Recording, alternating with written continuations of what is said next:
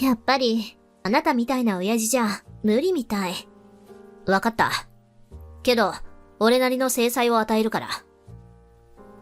制裁って、自分のしたことには自分で責任を取れってことだ。俺は佐藤博、52歳。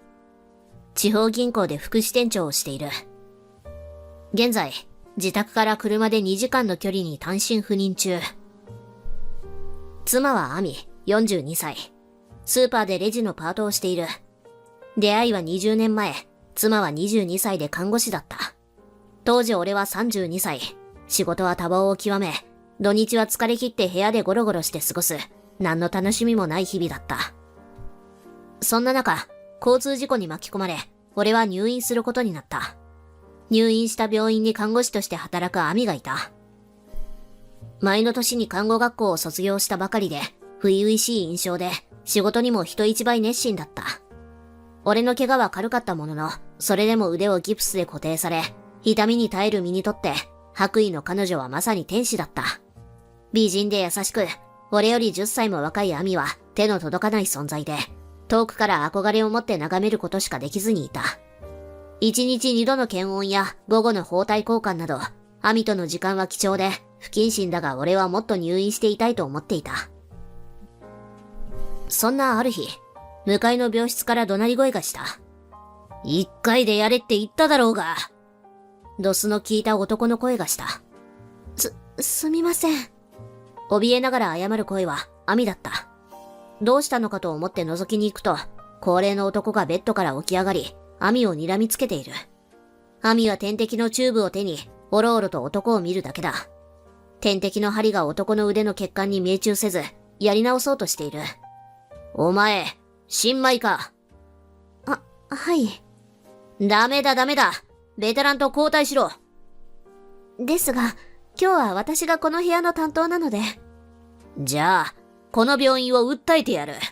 医療訴訟を起こすぞ。そんな。思わず二人の間に俺は飛び込んでいた。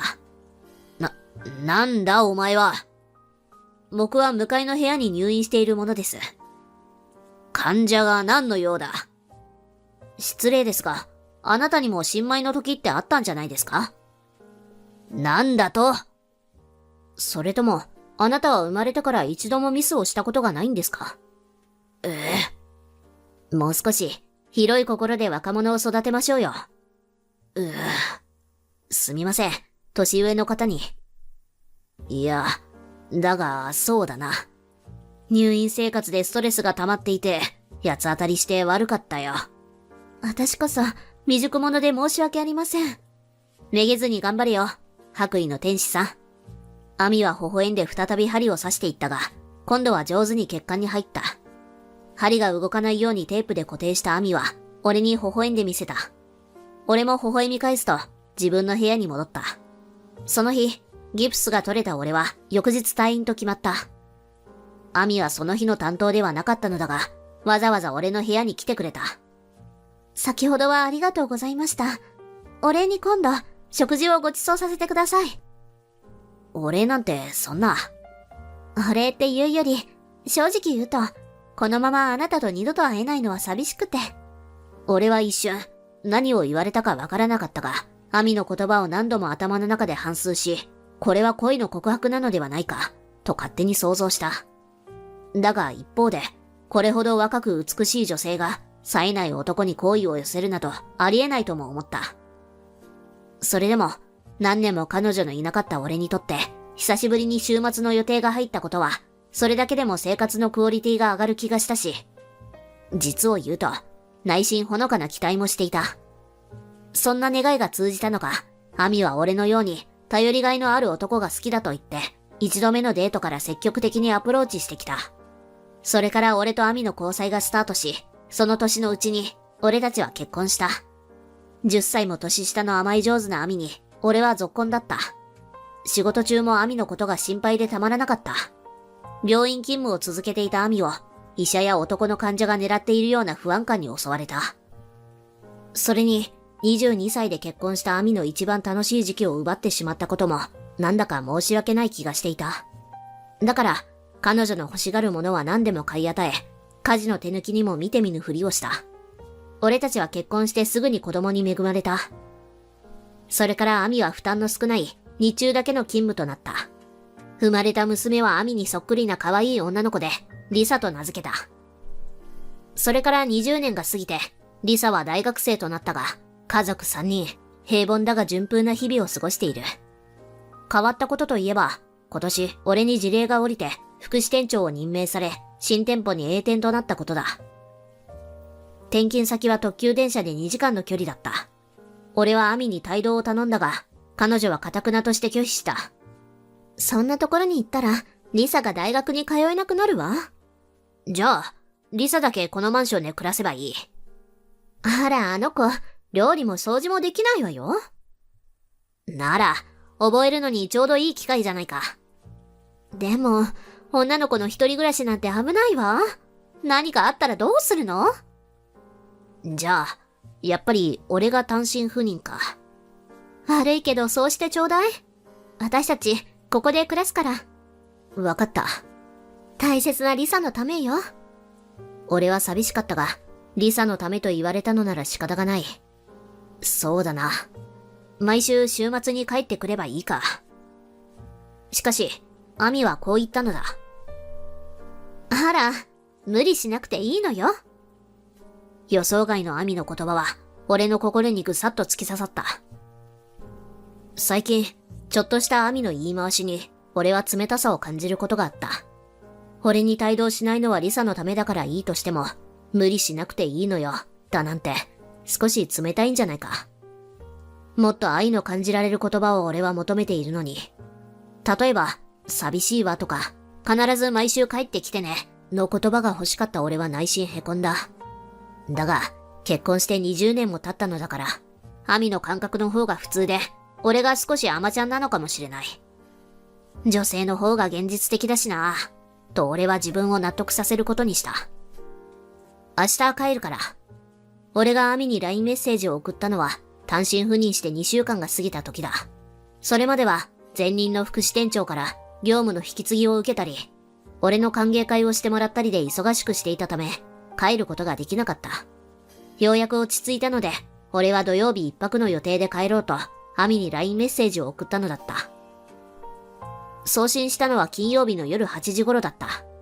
俺はテレビを相手に晩酌しながら、アミの返信を待っていたが、アミからのメッセージは3時間経っても来なかった。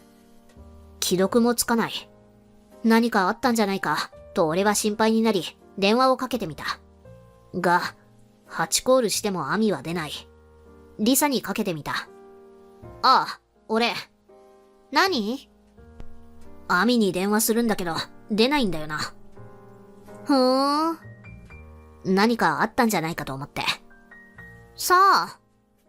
アミ、寝てるのか？知らない。具合でも悪いのかもしれない。リサ、ちょっと寝室を見てきてくれないか？私、今友達のアパートに来てるんだ。あ、そうなのか。わかった。ごめん、邪魔したな。もう一度かけてみたら？そうするよ。リサへの電話を切った直後、LINE が届いた。見るとアミからだった。ごめんなさい。気づくのが遅れたわ。明日帰ってくるの？何時？俺の帰宅を待っていたんだな、と俺は解釈し、嬉しくなって返事を打った。午後の2時頃かな。すると、アミからの返信には、無理しなくていいのよ。とあった。俺はなぜか背筋がゾッとした。それでも、翌朝にはアミの冷たい返信のことよりも、アミに会える嬉しさの方がはるかに大きく、ワクワクしながら準備をした。そのせいか、少し早めに社宅を出て、一本早い特急に乗ることができた。帰宅は2時頃と言ったが、この分だと1時過ぎには着けそうだ。1時過ぎ。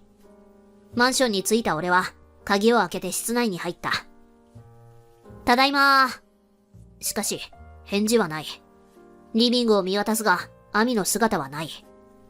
キッチンにも寝室にも、ベランダにもなかった。すると、バスルームの方から物音がした。行ってみると水音がする。どうやらアミはシャワーを浴びているようだった。俺はふと、アミを驚かしてやろうといたずら心を起こし、バスルームのドアをそーっと開けた。なんなら、リサも外泊しているようだし、そのノリで久しぶりにアミと愛し合ってもいい。昨日の冷たいメッセージには凹んだが、愛し合えばおかしな不安も消えるだろう。アミはパートで看護師の仕事を続けていたが、最近はベテランとなり、責任ある仕事も増えて疲れが溜まっているらしい。だから、愛し合う機会も減っていて、妻の体を想像するだけで興奮した。俺はバスルームのドアを開けると、アミの裸体を目にした。シャワーのお湯を跳ね返す、俺より10歳下の肌はみずみずしかった。40そこそこの白い肌に見惚れていると、俺の姿がバスルームの鏡に映ったらしく、アミは驚いて叫び声を上げた。キャー！俺だよ、アミ。そう言った俺は、思わずアミの背中を二度見していた。背中にキスマークらしきあざのようなものがあったのだ。それも、一つや二つではない。なんなの？いきなり侵入した俺に驚かされ、アミは激怒していた。びっくりするじゃないの。いい加減にしてよ。ごめん。謝りながらも俺は内心激しく動揺していた。振り向いたアミの首筋や鎖骨、乳房にも赤いマークが残されていたのだ。何見てんのよ。いや。寒いじゃないの。早く出て行って。ああ。俺はドアを閉めた。ドアを閉めながら、俺は考えていた。最近のアミの冷たい言動や、今の過剰な反応。それは、あの赤いマークと関係あるんじゃないか。それからアミがバスルームを出てきたのは30分も経ってからで、首元もすっぽり隠れる服を着ていた。アミは冷蔵庫からウーロン茶を取り出し、とものすごく不機嫌な声を出した。2時に帰るって言ったのに、なんで1時なの？と、俺に落ち度があるように低い声で言う。旦那が自分の家に何時に帰ろうと自由じゃないか、と俺は反論したかったがやめた。何より、久しぶりに帰った旦那を笑顔で迎えようという気がないのか、と少しイラッとした。ごめん。一本早い電車に乗れたから。で？これからも毎週帰ってくるの？は？どういう意味？私もパートだけどさ、一応看護師として働いているし、リーさんの世話もあるでしょ？ああ。結構忙しいのよね。そうか。悪いな。君に何もかも押し付けて。まるで、俺が邪魔のような言い草に、俺も怒りが湧いてきた。俺は世間で言うところの高級鳥で、だからこそ、このマンションも買えたし、リサの大学は私立だけど、学費に困ることもない。アミのパートの給料は全部自分の小遣いにしてるのだし、だから俺は自分の家に大きな顔をして帰ってくれるはずじゃないか。怒りを抑えきれずに、俺も一言、言葉が出てしまった。アミ、さっき見えたんだけど、背中とか首とかに赤いマークがあったよな。すると、アミはひるんだ。ウーロン茶を持った手が途中で止まり、黙ったまま俺を見返してくる。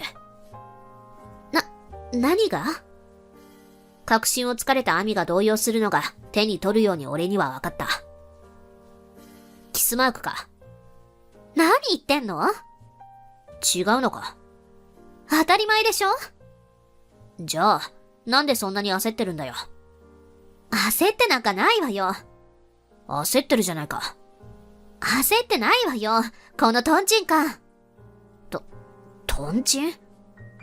これはね、虫刺されの後よ。ダニがいたの、ベッドに。ダニ？そんなに大きな口をしたダニなんかいるものか。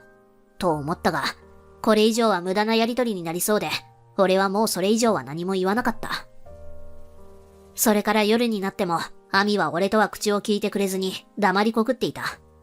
アミ、スマホでゲームでもしているのか、呼んでも返事さえしない。おい、アミ。なんか用？晩飯は？戸棚にカップ麺があるわよ。おい、さっきから何を怒ってるんだ？ヒロシが、不愉快になるようなことを言ったんでしょ？不愉快って？とぼけないでよ。赤いマークがどうとか、私が焦ってるとか。ああ、あれは冗談だよ。そういう冗談、好きじゃないの。ごめん、気をつけるよ。それでもアミは翌日になっても自分からは話しかけてこなかった。アミの体に残されていたのはキスマークだと俺は思ったが、それ以上考えるのは怖かった。俺はアミを心から愛していたから、変に追求したりして、アミの浮気が発覚してしまうのを逆に恐れたのもある。しかし、その恐れが現実となる事態が起きた。その2日後、仕事を終えて社員寮に戻り、コンビニ弁当を食べ始めた時だった。スマホに着信があり、見るとリサからで、電話をかけてくることなどほとんどなかったから驚いた。何かあったんじゃないか、と不安が募り、ご飯を頬張ったまま画面をタップした。何かあったのか？電話がつながるなり、俺は思わず聞いた。しかし、リサは、お父さん、と俺に呼びかけるなり、黙ってしまった。おい、リサ、どうしたんだ？リサが口ごもったので、俺の不安はますます募った。ちょっとね、耳に入れておきたいことがあって。緊急事態ではなさそうだが、リサには珍しく深刻な声だ。一体どうしたんだ？お前から電話をしてくるなんて。めっちゃシビアな話よ。シビアな？お母さんのこと。アミに何かあったのか？変だと思わない？最近のお母さん。変って？俺の心臓は高鳴る。やはり、アミの態度がよそよそしいことに、リサも気づいているのだ。お父さん、私ね、見たの。見たって何を？お母さんと中年の男が歩いているのを。中年の男？中年って言っても、お父さんよりは若い男よ。誰だ？知らないわよ。別にいいじゃないか。歩くくらい。でも、夜の10時よ。お前、そんな時間まで何してたんだ？大学の飲み会。そんなことより、そこはね。もう私、びっくりしたんだけど。なんだ？ホテル街へ行く道なの。私、ショックで。見間違いじゃないのか？違うわ。だって、夜の10時なら真っ暗じゃないか。顔なんて見えないだろ。繁華街よ。お店もたくさんあって明るい道なのよ。けど、アミがそんなところにいるはずないだろう。絶対に間違いだ。お父さん、私、20年も一緒に暮らしてきたのよ。母親を見間違えるわけないわ。俺は言葉を失った。リサが間違いなくアミだというのなら、それは妻の浮気を意味する。俺が内心感じていた違和感。つまり、アミの態度がよそよそしいこととも一致するのだ。わかった。なんとかするよ。お前はもう気にするな。俺がそう言うと、リサは、私、お母さんのこと、昔から好きじゃなかったの。と泣きそうな声で言った。俺は驚いた。どういうことだ？だって、ピアノもバレエもしたくなかったのに、無理やり習わせたのよ。そうだったのか。高校の時も、テストで80点以下を取ったりすると、おやつをくれなかったり。知らなかったよ。それにお父さんのこと、陰では親父って呼んでるのよ。そうなのか。正直、俺はショックだった。が、確かに、40代のアミからすれば、50代の俺は親父なのかもしれない。もし離婚するなら、お父さんの味方だから。ああ、だから電話してくれたんだな。ありがとう。けど心配するな。大丈夫だ。俺は電話を切ると、一計を案じ、アミの浮気の証拠をつかむことにした。ただ、それが事実だったとしても、その後どうするのかまでは考えられなかった。週末、俺はアミに、今週は接待ゴルフがあるから帰らない。と嘘のメッセージを送った。すぐに既読はついたが、アミからの返信はなかった。俺は嘘のメッセージを送った後でいきなり帰宅し、浮気の証拠をつかむつもりだった。マンションに真男を誘い込むかどうかはわからないが、いきなり帰れば、隠しきれない何かしらの証拠が見つかるはずだと思った。俺の予感は的中した。土曜日、午後3時。マンションのエントランスで40代くらいの男とすれ違った。タバコの匂いがした。俺は直感でこの男が怪しいと感じた。鍵を開けて家の玄関に入ると、タバコの匂いに気づいた。自分では吸わないから、俺は匂いに敏感なのだ。やはり、先ほどエントランスですれ違った男が真男かもしれない。家に亜美が真男を誘い込んでいたのかもしれない。さらに玄関には、たった今脱いだという感じで、客用スリッパが置かれていた。俺の不安がどんどん高まっていく。ただいま。いきなりリビングに入っていくと、亜美はまるで俺が幽霊か泥棒のように驚いていた。顔は青ざめ、口をあんぐりと開けている。言葉もない。急遽、ゴルフが中止になってね。と俺は微笑んでみせた。そうなんだ。亜美の声が若干震えている。でも、帰るなら帰るって連絡欲しいわ。ああ、ごめん。俺は素早く室内を見渡した。そして、悲しいことだが、亜美の浮気疑惑は黒だと確信したのだった。キッチンには、吸い殻の入った灰皿と、2人分のマグカップが置かれていた。浴室もたった今使用したばかりといった風に、湯気が残り、床は濡れている。湿ったバスタオルも洗濯物かごに入れられていた。俺が浴室をチェックしてからリビングに戻るのを、不安そうに亜美は見ている。誰か来てたのか？ええ。誰だ？言えないのか？職場のお友達。男だな。亜美は答えなかった。職場ってことは、医者と浮気してたのか？亜美はうつむいて震えている。当たりだ。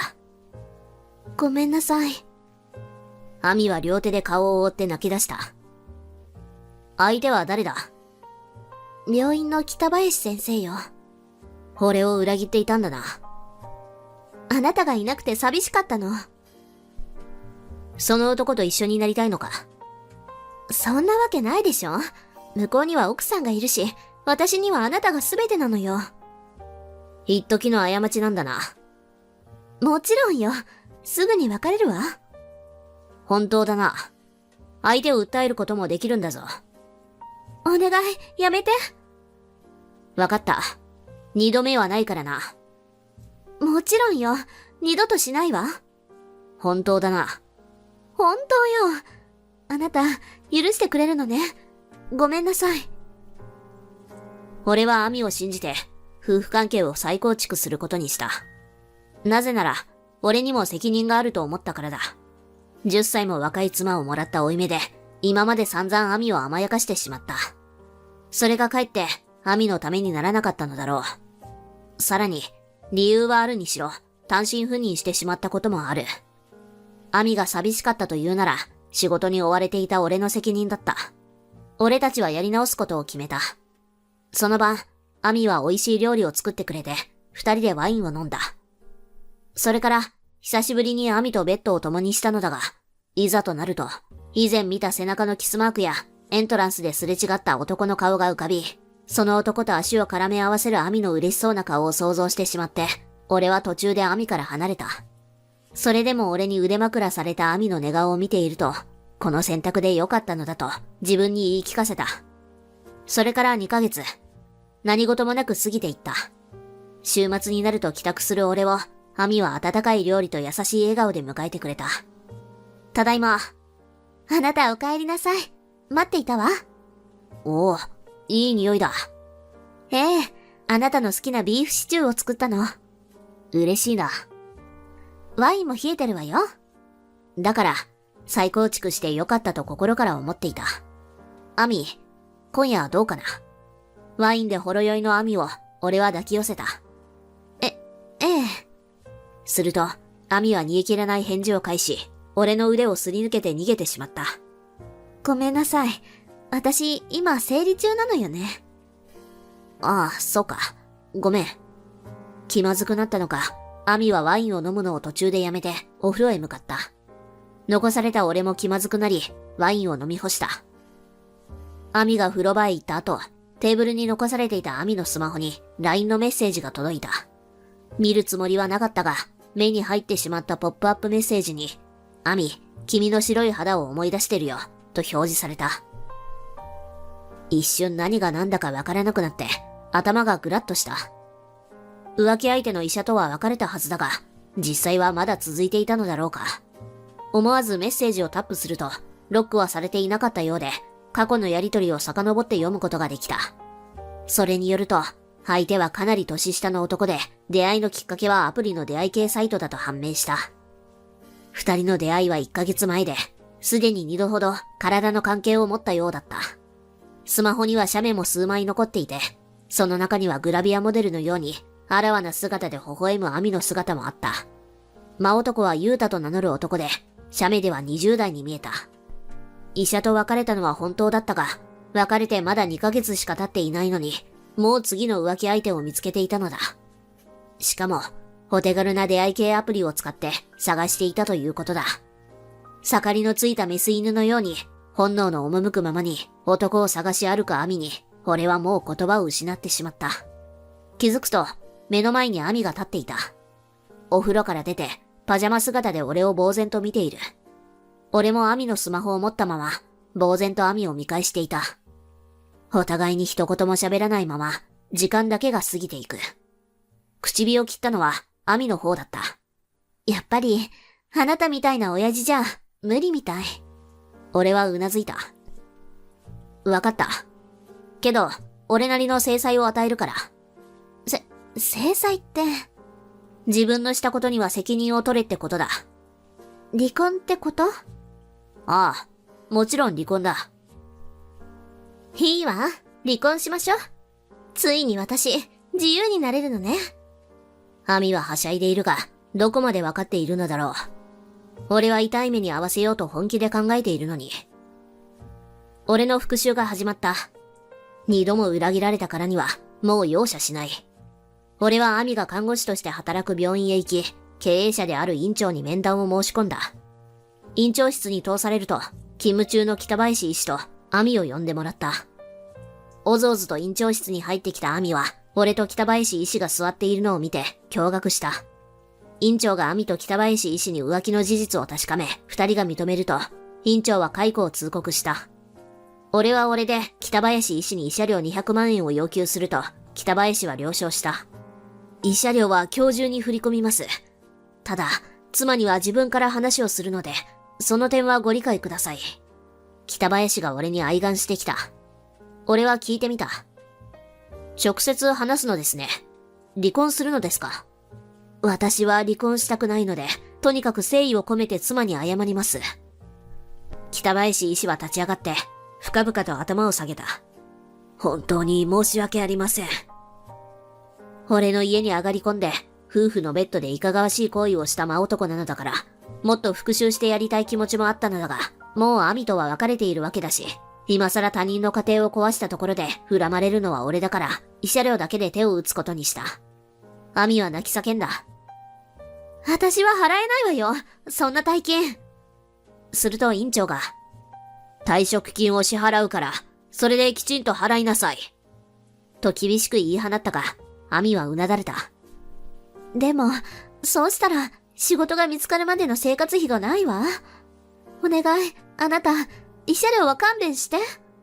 自業自得だろ。俺は冷たく言い放ってやった。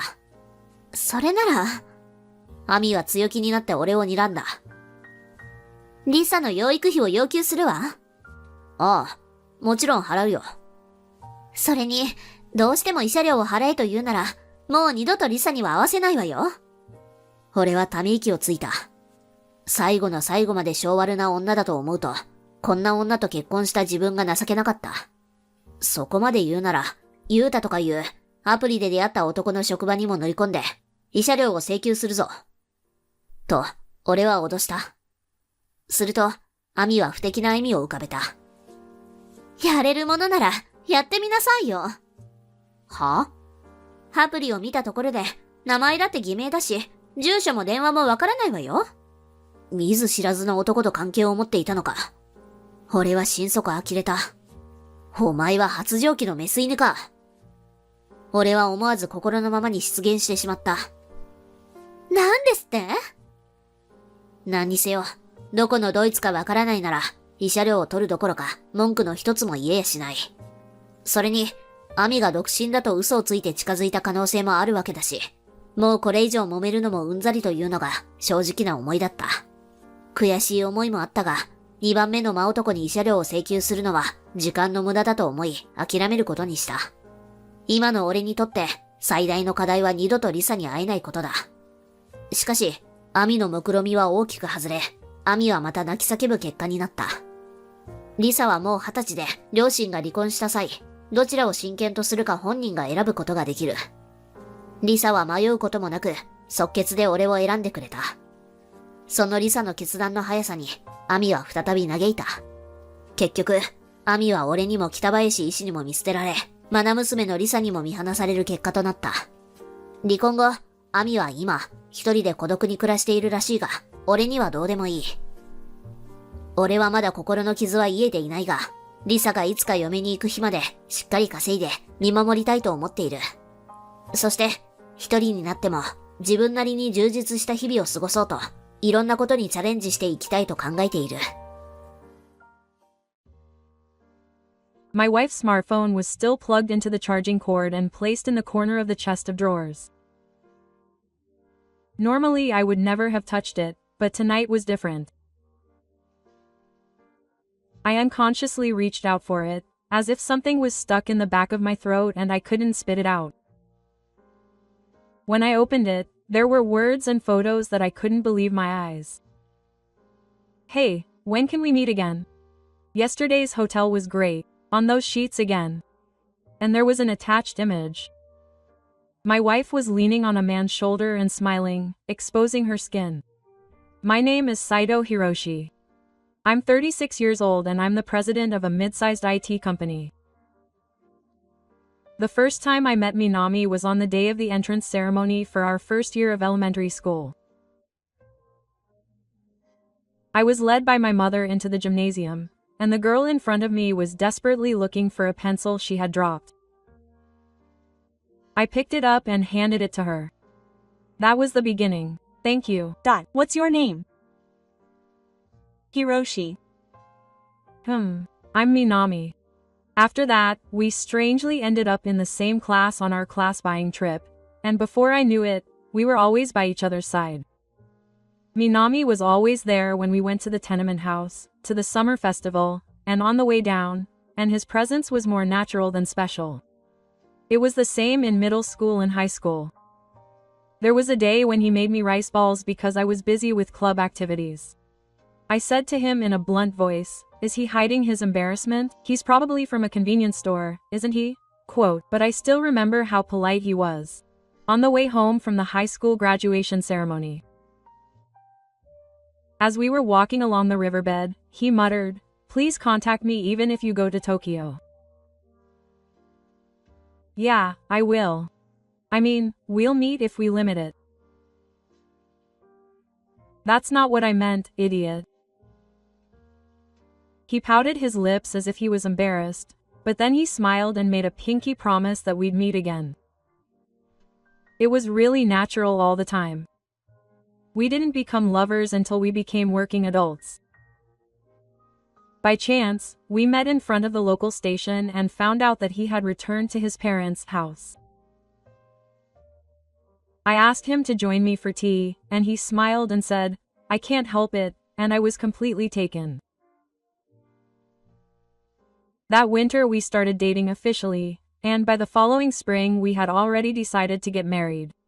Some people say it was momentum, but that wasn't the case for us.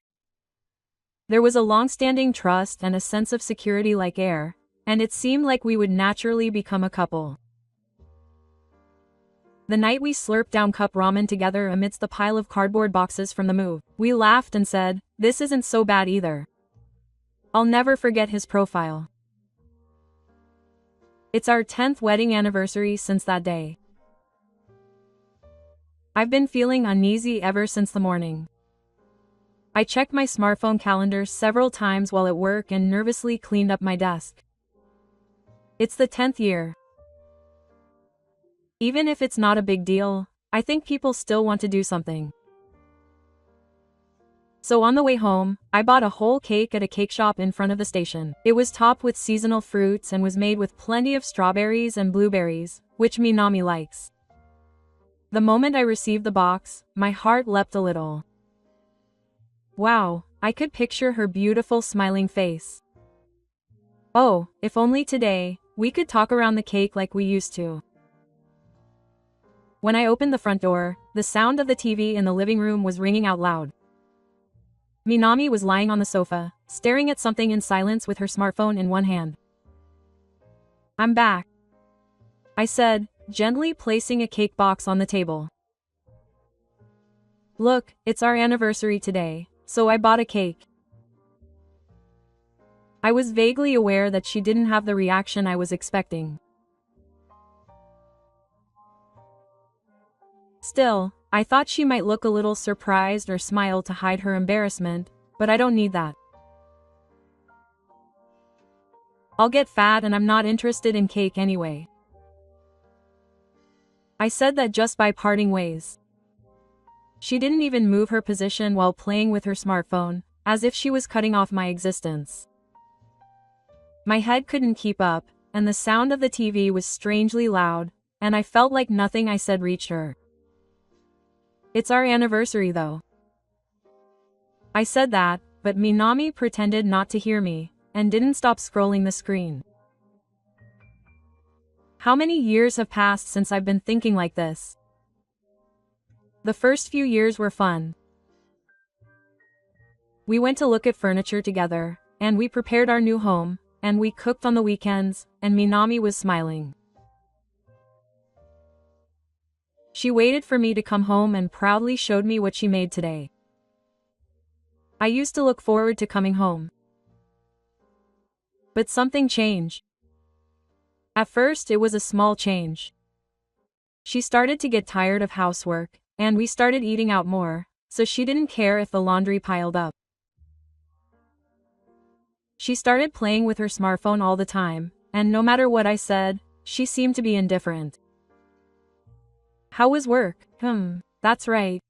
If she was tired, she went to bed early. It was as if she was only interested in me. My words, my consideration, and even her very existence seemed like just background. But maybe I was still clinging to old memories. That's what married couples are like. Even if there was a time when I woke up, I was hoping somewhere that I could go back. But tonight, I felt something had broken decisively with Minami's words and his cold gaze. I'm getting fat and I'm not interested. With just one word, 10 years worth of memories slip away. The day she bought a bouquet of flowers and came home even though it wasn't her birthday. The day she came to pick me up in the rain with her hands covered in tar. Maybe that smile of hers as she held my hand tightly in the middle of the crowd at the summer festival was all just an illusion. I'm going to take a bath, Minami said in a cold voice and disappeared into the bathroom. It was supposed to be a milestone day for the two of us, but I was left alone in the living room. I was sitting on the sofa in the living room, looking at my smartphone. The TV was still on. The roadsie that we watched together a long time ago was playing, but I couldn't remember what it was about. There was a cake box left on the table, untouched. As I was looking at it, I suddenly felt something stuck in my chest. Minami has always liked sweet things. If I gave her a cake on an anniversary, she would always laugh, but now Minami responds with a certain word to every action I make. No matter what I do, it doesn't resonate with me. Did I really just wake up? As I heard the sound of the shower coming from the bathroom, my eyes were drawn to the smartphone placed in the corner of the living room. Minami's smartphone. It was placed in the corner of the chest, plugged into the charging cord. I would never touch it normally. I thought I had protected the trust between us as a couple, but tonight was different. I unconsciously reached out, feeling like something was stuck in the back of my throat and I couldn't get it out. I tapped the screen and it woke up. It was locked, but when I looked closely, there was a fingerprint of a number. I tried entering Minami's birthday. It opened easily. I'd be lying if I said I didn't feel guilty, but deep in my heart, another me was quietly holding it. I'd better check it out now. I opened the message app from the home screen. There were icons lined up that I didn't recognize. And my finger stopped on one of them and the name, you. When I opened it, there were words and photos lined up that I couldn't believe my eyes. Hey, when can we meet again? Yesterday's hotel was great. On that sheath again. I told you that next time we should take a proper photo. The attached image. A man is holding a smartphone, exposing his skin and smiling. The man's face is not clearly visible, but he looks like a young man in his 20s. And several photos lined up below it. When they were taken on the bed, there were a number of images that could be seen on the ground. The two of them are naked and embracing each other. There is even a cut that clearly shows that they are in the middle of a sexual encounter, even though they are wrapped in sheets. Among them, Minami had never shown me. No, he had an expression that he couldn't show. He turned his face, twisted his body, and his mouth was somewhere far away, so I couldn't take my eyes off him, even though I thought to myself that I shouldn't have looked.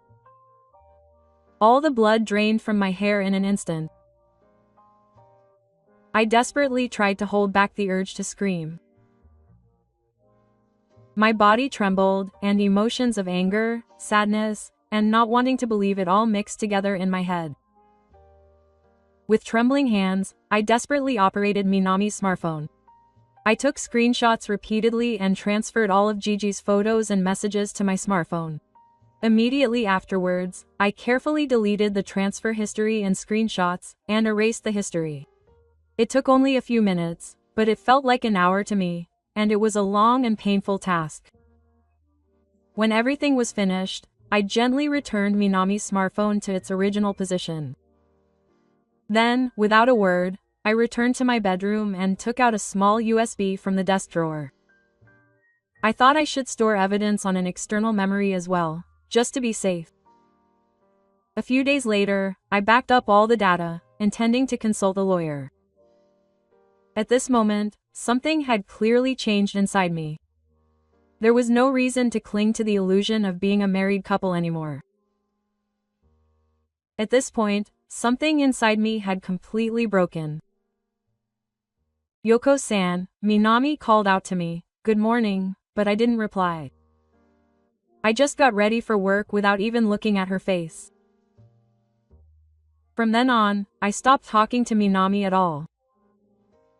Even if she asked me something, I only replied with the bare minimum. We had separate meals, separate choices, and I didn't tell her when I'd be home, so we didn't see each other more than necessary.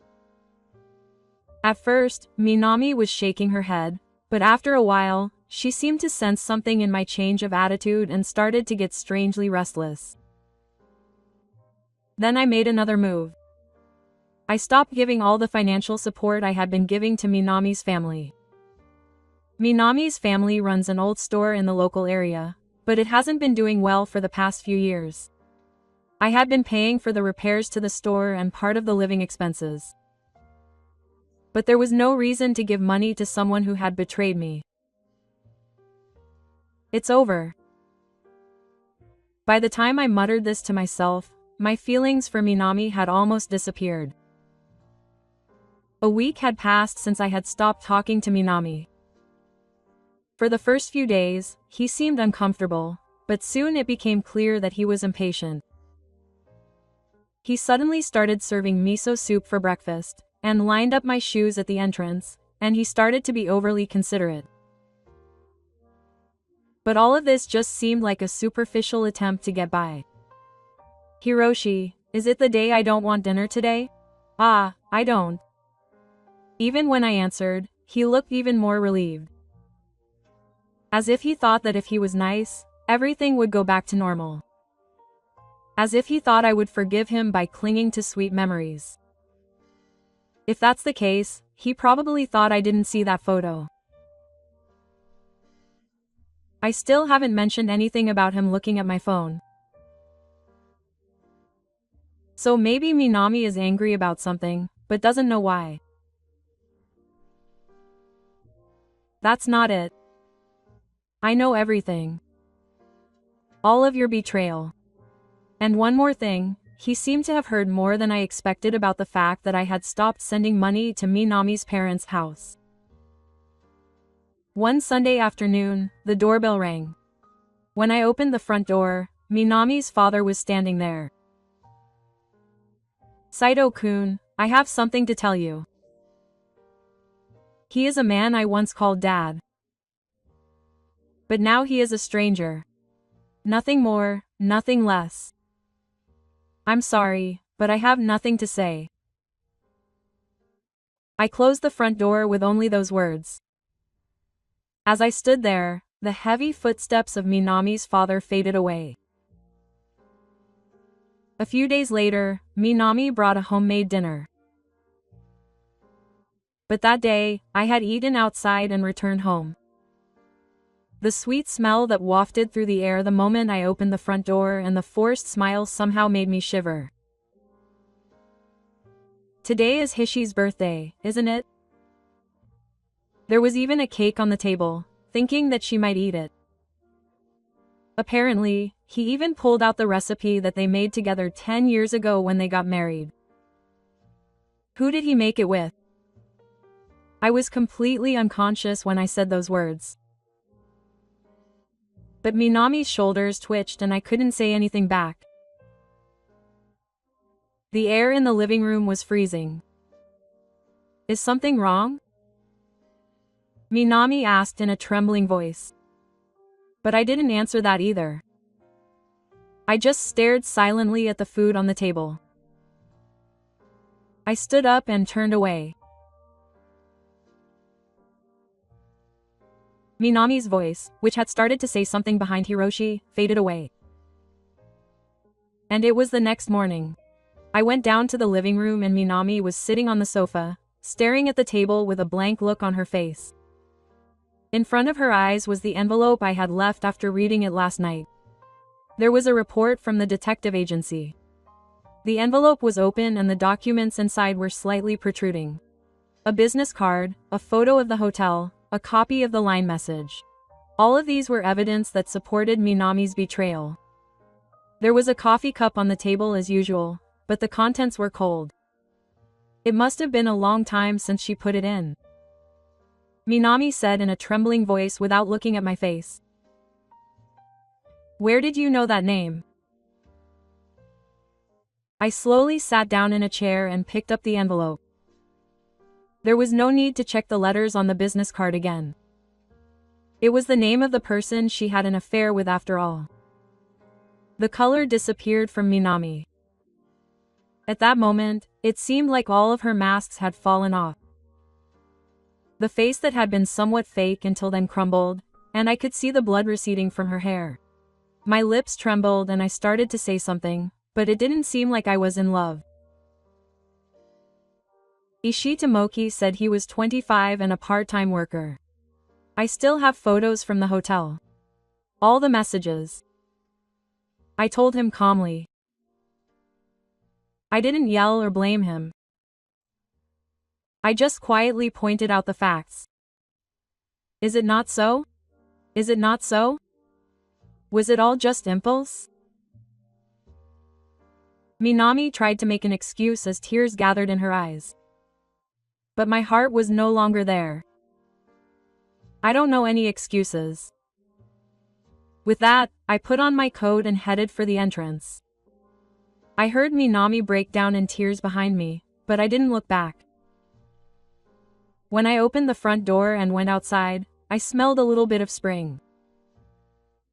But it was still winter in my heart. I want a divorce.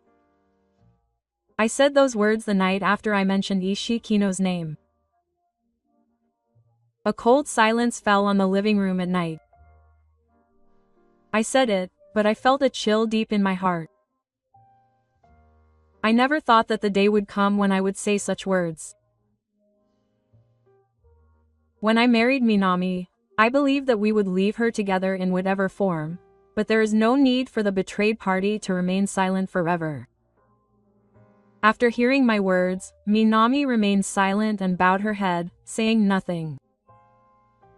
She didn't deny it or get upset, just nodded slightly. Then, with trembling hands, Minami wrote her name on the divorce papers I handed her. Ah, it's over. In that moment, I felt like 10 years of memories had been sealed. She looked like a criminal waiting for punishment, but no matter how sad she looked, I couldn't show her sympathy as long as that photo and its message were burned into my mind. 10 years of marriage. There were certainly fun times. The days when we laughed together over silly things and the days when she was completely cured of her illness when she had a cold were now being cut off by just a few lines of legal documents. It's not that I wasn't sad, but I felt an overwhelming desire to end it quickly. That night I quietly went to Minami. Please pack your things. I want you to leave by tomorrow. I think my voice was very cold. But that was the best I could do. I didn't even have the energy to yell at her anymore. Minami didn't move for a while. Eventually, she slowly got up and silently went to the bedroom and opened the suitcase. With trembling fingers, she carefully folded each piece of clothing and packed it into the suitcase. Watching her back, I suddenly remembered an old memory. When we were newlyweds, we were laughing and packing our clothes in the same bedroom. We laughed and said, "This shirt still has the tag on it, and it'll be easier to get it if you put it here." I wanted to believe that the smile at that time wasn't a lie. But now, it was like a woman I didn't know. Perhaps Minami felt my gaze, as she turned around once, but our eyes didn't meet. Her face was so expressionless that I couldn't even tell if she was holding back tears. That night, I sat alone in the living room and sipped my cold coffee. I asked her over and over again, staring at the bottom of the cup. Where did we go wrong? But the answer was nowhere to be found. And the next morning, before I left for work, Minami went back to her parents' house. I couldn't move for a while even after I heard the front door close. I just stood there in silence in the silent room. The feeling of her presence disappearing from the space I had lived in for many years brought a mysterious silence to my heart. When I finally took a deep breath, I felt like a heavy weight had fallen from my chest without a sound. But this wasn't the end.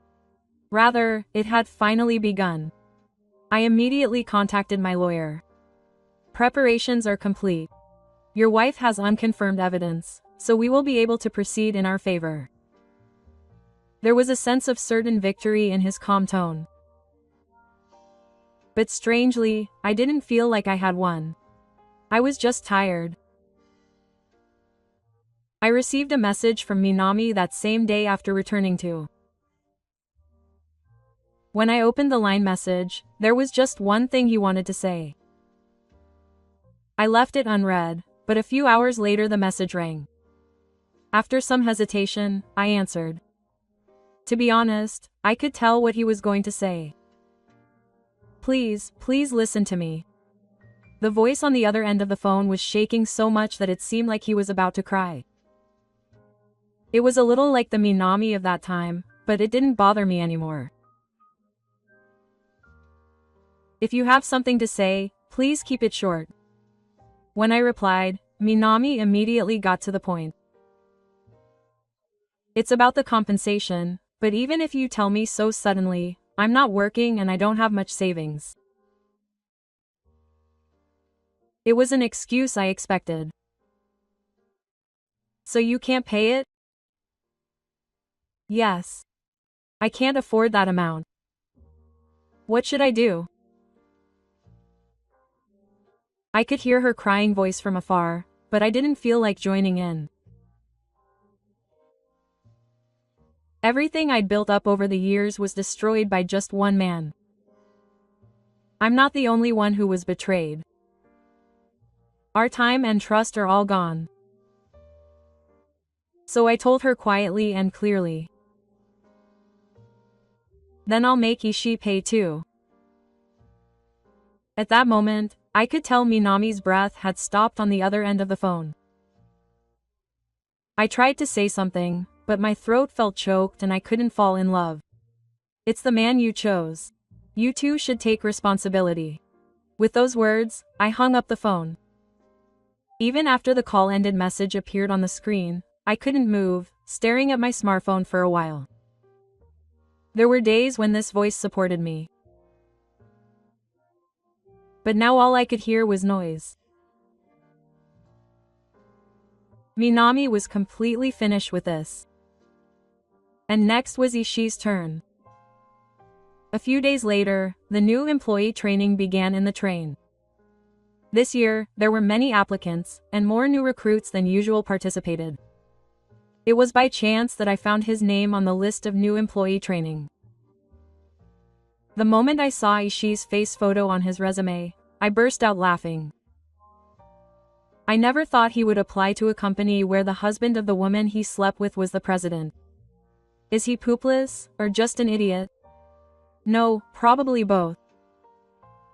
I'm supposed to show up at the new employee training every year. This was a very formal occasion, but this year it looked like it would be a really interesting event. On the first day of training, Ishii was wearing his employee number plate and lined up like the other new recruits. He didn't seem to notice me at first when he saw my face. But the moment I introduced myself as the president, Saito Hida, his expression clearly froze. Still, I could tell that he was somehow expecting the Heisei era. He must have sensed that something was wrong. But I didn't say anything. I just waited patiently and quietly. And the last day of training, the new employee announcement was held in the train hall. As usual, I stood in the men's room, gave a quick greeting, and then picked up an envelope placed on the table. Thank you for your hard work, everyone. There is one last thing I would like to tell you today. The hall was quiet. I slowly opened the envelope and showed the documents inside. This is evidence of a claim for damages against a certain person. Although it was an act outside the company, the contents are extremely malicious and unethical. Rumors spread among the new recruits. Ishii looked down and shook his fingertips. There is a man among us who has committed an unspecified act with my wife. With that one word, the atmosphere froze. Everyone was speechless and their eyes wandered.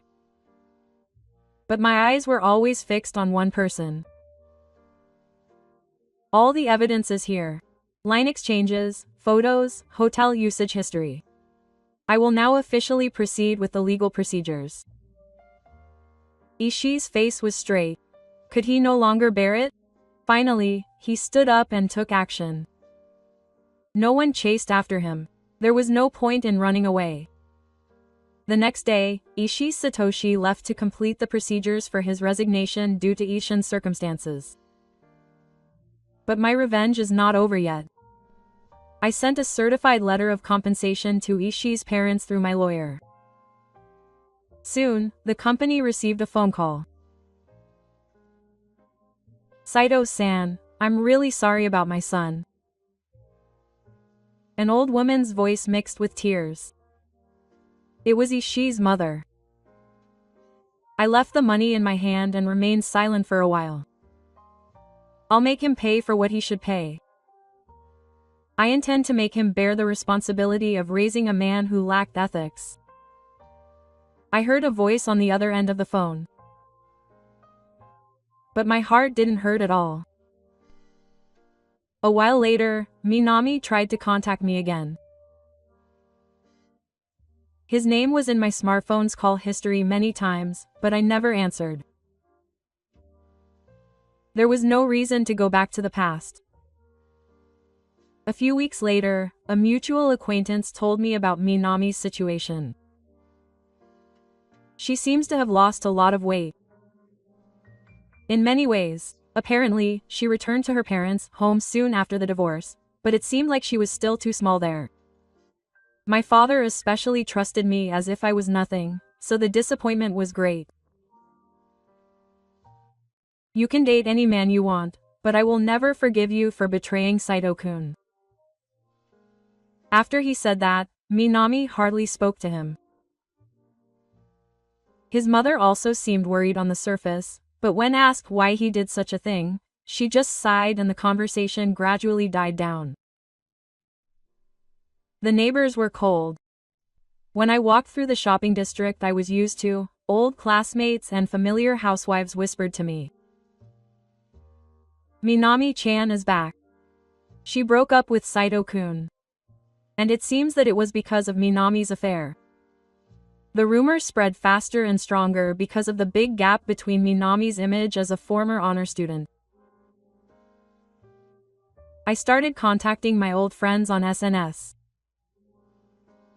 I sent a message to the group line saying it's been a while, but no one replied. The only message I received was this: "I'm sorry. We've known Hishi-kun since we were little. I can't defend this." A few days later, Minami was also removed from the group. With no one to rely on and no place to belong, she left her parents' home and started living alone in a cheap part-time job in an unfamiliar town. She couldn't make ends meet and wrote many resumes, but no one responded. In the end, she only made half-finished business and time just passed. I ruined it all myself. The words I heard from an acquaintance stayed in my heart late at night. Albin Minami apparently pulled out an album from an old cardboard box. Inside was a photo of the two of them laughing together when they first got married. There was a photo of Minami and me next to each other while we were eating cake. She stared at the photo for a while and finally muttered, "I'm sorry, Hishi-kun.